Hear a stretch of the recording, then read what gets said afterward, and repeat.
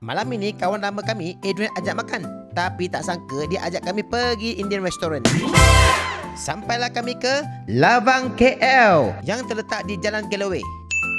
Kami pilih set B untuk 4 orang. Lepas tu bajet hanya cukup untuk seekor ketam. Here come our dinner. Thai coconut chicken kebab.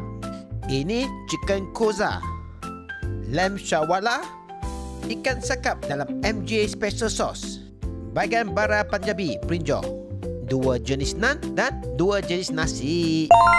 Peminat ketam, ini wajib order salted egg crab sebab sekarang harga promosi gila-gila. RM55 seekor dan 2 ekor baru RM95. Gila tak? Bayangkan Jason yang first time makan di Indian restaurant pun kata sedap. Adrian pula kata lamb sawala ini memang superb. Ipin layan kosha ayam, tengok muka pun dah tahu sedap. Alamak, sedap ke ni? Walau, rasa makanan sini memang level kanyangan. Very flavorful.